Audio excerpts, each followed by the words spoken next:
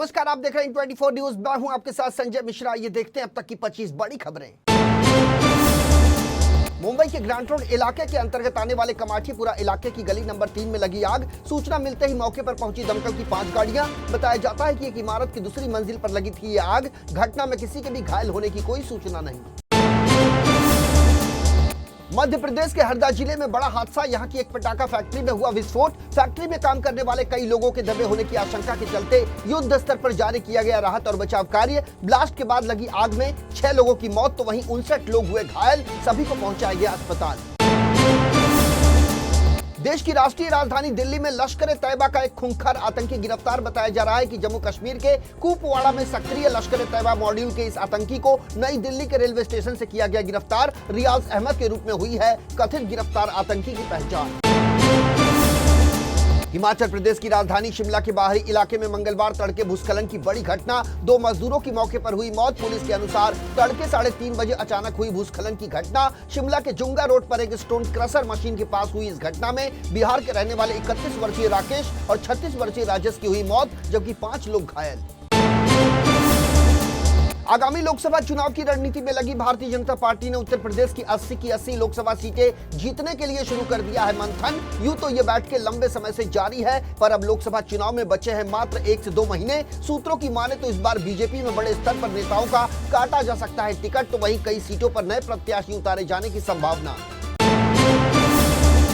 आम आदमी पार्टी की मंत्री आतिशी ने मंगलवार को प्रेस कॉन्फ्रेंस कर केंद्रीय जांच एजेंसी ईडी पर लगाए गंभीर आरोप। कहा, सुप्रीम कोर्ट के आदेश के अनुसार ईडी को गवाहों से सीसीटीवी कैमरे की निगरानी में करनी है पूछताछ और इसके ऑडियो वीडियो को रखना है सुरक्षित। इसकी जगह ईडी ने हटा दी गवाह के बयान की ऑडियो रिकॉर्डिंग। उन्होंने ईडी को देश के सामने रिकॉर्डिंग पेश करने की दी चुनौती।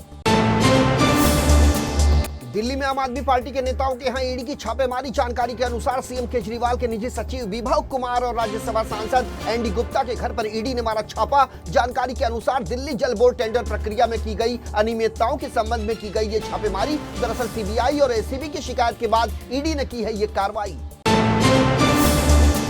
बिहार में अवैध खनन से जुड़े एक मामले में केंद्रीय जांच एजेंसी ईडी की बड़ी कार्रवाई। प्रवर्तन निदेशालय ने जेडीयू के एमएलसी राधा चरण शाह की 2 प्रॉपर्टी को किया अटैच। दोनों प्रॉपर्टी की कीमत तकरीबन 26 करोड़ रुपए। दरअसल ईडी ने राधा चरण शाह को आरके फार्म हाउस से पूछताछ के बाद किया था गिरफ्तार। उसके बाद उनके पुत्र की भी हुई थी गिरफ्तारी। पश्चिम बंगाल में प्रवर्तन निदेशालय ने मनरेगा निधि के कथित गबन की जांच के सिलसिले में की बड़ी कार्रवाई। एक न्यूज एजेंसी के मुताबिक जिन स्थानों में छापेमारी की जा रही है उसमें 24 नॉर्थ परगना का सॉल्ट लेक इलाका भी शामिल। अधिकारियों ने बताया कि राज्य में मनरेगा के तहत जारी किए गए थे 25 लाख फर्जी जॉब कार्ड। उसी को लेकर की गई छापेमारी की कार्रवाई। उल्लासनगर के हिल लाइन पुलिस स्टेशन में शिंदे गुट के नेता पर फायरिंग करने वाले भारतीय जनता पार्टी के विधायक गणपत गायकवाड़ की लगातार बढ़ रही है मुसीबतें। शिंदे गुट के शिवसेना के कई मंत्रियों ने उप मुख्यमंत्री देवेंद्र फडणवीस से मुलाकात करके गणपत गायकवाड़ के खिलाफ की है कार्रवाई की मांग। वहीं कल्याण पूर्व इलाके में शिंदे गुट की शिवसेना के शहर प्रमुख महेश गायकवाड़ के समर्थन में लगे बैनर और पोस्टर। फायरिंग समेत कई आपराधिक मामले में आरोपी भाजपा विधायक गणपत गायकवाड़ और उनके समर्थकों की बड़ी मुसीबतें। कोर्ट के बाहर इकट्ठा हुए भाजपाइयों पर पुलिस ने दर्ज किया मामला। एकनाथ शिंदे गुट के शिवसेना नेता महेश गायकवाड़ और राहुल पाटिल पर फायरिंग करने के आरोप में गौतम गायकवाड़ को कोर्ट ने भेजा है पुलिस रिमांड पर। घटना को लेकर गरमाई महाराष्ट्र की सियासत। पश्चिम बंगाल में 100 दिनों के मनरेगा काम को लेकर लगातार लग रहे हैं धांधली के आरोप। हाल ही में यहां मालदा के देवतला में ग्राम पंचायत के मुखिया और टीएमसी नेता पर परियोजना के 5 करोड़ रुपए की हेराफेरी का लगा था आरोप। ग्रामीणों के एक वर्ग ने जिलाधिकारी से की थी लिखित शिकायत। प्रशासनिक सूत्रों के अनुसार वित्तीय वर्ष 2019-20 में देवतला ग्राम पंचायत में 100 दिनों के काम के लिए 356 प्रोजेक्ट लिए गए थे। इनमें शामिल था ड्रैगन फ्रूट की खेती, केले के पेड़ों की खेती और पोल्ट्री शेड का निर्माण। स्थानीय लोगों का दावा था कि बिना कोई काम किए ही उस समय ऊपर से ही गबन कर ली गई थी पूरी रकम। Digital payment solution company Paytm में जारी है संकट का दौर। पहले खबर आई थी कि कंपनी के खिलाफ ईडी ने फेमा के नियमों के तहत शुरू कर दी है जांच। अब एक और खबर आई है कि रिजर्व बैंक ऑफ इंडिया के अधिकारियों ने कंपनी के फाउंडर विजय शेखर शर्मा से की है मुलाकात। उनसे मिलकर कंपनी को लेकर चल रही रेगुलेटरी चिंताओं को दूर करने के लिए रोड मैप तैयार करने पर हुई चर्चा। इसे लेकर बाकायदा बैठक हुई है जिसमें कंपनी के अधिकारी भी रहे शामिल। महाराष्ट्र के पुणे शहर में 11 मंजिला रिहायशी इमारत के फ्लैट में लगी भीषण आग। मोहम्मदवाड़ी इलाके में स्थित इमारत की ऊपरी मंजिल पर दोपहर करीब 1 बजे के आसपास आग लगने से मचा हड़कंप। मौके पर पहुंची दमकल की 5 गाड़ियों ने आग पर पाया काबू। किसी के हताहत होने की खबर नहीं। मध्य प्रदेश के हरदा में स्थित एक पटाखा फैक्ट्री में हुए भीषण हादसे पर मुख्यमंत्री डॉक्टर मोहन यादव ने किया मुआवजे का ऐलान। उन्होंने मृतकों के परिजनों को 4-4 लाख रुपए जबकि घायलों को निःशुल्क इलाज मुहैया कराने जाने की कही बात। सीएम डॉक्टर यादव ने दिए पूरे हादसे के जांच के आदेश। पूरे हादसे पर दुख जताते हुए उन्होंने कहा कि बचाव और राहत कार्य में जुटा है प्रशासन। रेस्क्यू के लिए सेना के हेलीकॉप्टर की भी ली जा रही है मदद।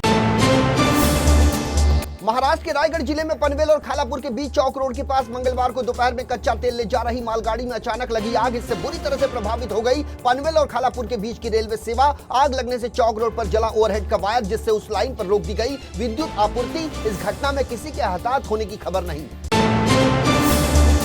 मुफ्ती सलमान अजहरी की गिरफ्तारी पर वंचित बहुजन अघाड़ी के अध्यक्ष प्रकाश आंबेडकर ने उठाए सवाल। कहा, उन्हें गिरफ्तार करने से पहले मुफ्ती सलमान अजहरी के भाषण और प्रसारित वीडियो की होनी चाहिए थी गहन जांच। मुफ्ती सलमान अजहरी की गिरफ्तारी को प्रकाश आंबेडकर ने बताया गलत। कहा, जांच में व्यापक प्रक्रिया की कमी, कार्रवाई के तरीके और उनकी गिरफ्तारी की हम करते हैं कड़ी निंदा।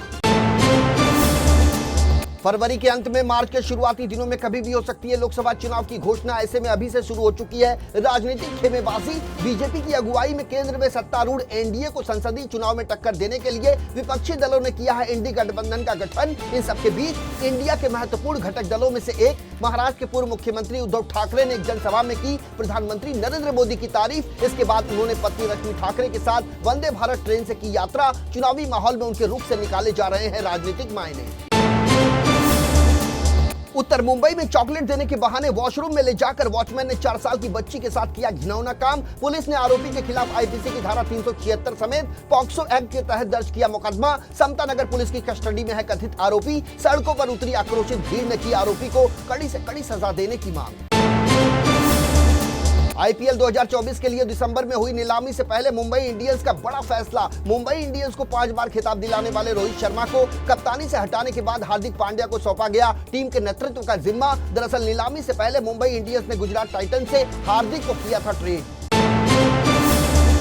मुंबई में सरकारी नौकरी दिलाने के नाम पर धोखाधड़ी करने वाले गैंग का पर्दाफाश। पश्चिम रेलवे की टीम ने फर्जी रेलवे भर्ती रैकेट के मास्टरमाइंड को किया गिरफ्तार। रेलवे की सतर्कता टीम 3 महीने से कर रही थी नेटवर्क लालों की तलाश। 300 से अधिक उम्मीदवारों को नौकरी देने के लिए तकरीबन 21 करोड़ रुपए की धोखाधड़ी का संगीन आरोप। मुंबई भ्रष्टाचार निरोधक ब्यूरो ने भ्रष्टाचार मामले में लिया बड़ा एक्शन। 1 करोड़ रुपए की रिश्वत मांगने के आरोप में राज्य के सहायक आयुक्त और महाराष्ट्र जीएसटी विभाग के कुछ अन्य अधिकारियों के खिलाफ दर्ज किया गया मामला। जाम्बिया में इस समय छाए हुए हैं संकट के बादल। दरअसल जाम्बिया में हैजा बीमारी के चलते अब तक जा चुकी है सैकड़ों लोगों की जानें। हैजा के प्रकोप को रोकने के लिए देश भर में हो रहा है संघर्ष। इसी बीच भारत ने इस दक्षिणी अफ्रीकी देश के लिए भेजी है मानवीय सहायता, जिसमें करीब 3.5 टन वजन की जल शुद्धिकरण आपूर्ति, क्लोरीन की गोलियां और ओआरएस पाउच है शामिल।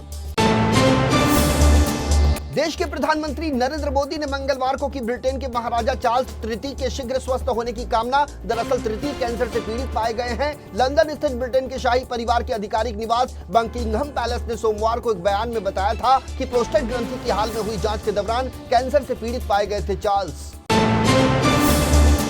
हैती में प्रधानमंत्री एरियल हेनरी के इस्तीफे की मांग को लेकर विरोध प्रदर्शन के दौरान प्रदर्शनकारियों की पुलिस के साथ हुई झड़प। कई प्रमुख शहरों में रहे बंद जैसे हालात। स्थानीय मीडिया की खबरों के मुताबिक हैती के उत्तरी और दक्षिणी हिस्सों में बैंक, स्कूल और सरकारी कार्यालय रहे बंद। प्रदर्शनकारियों ने टायर जलाकर मुख्य मार्गों को अवरुद्ध कर दिया, जिसके कारण सार्वजनिक परिवहन सेवा हुई ठप।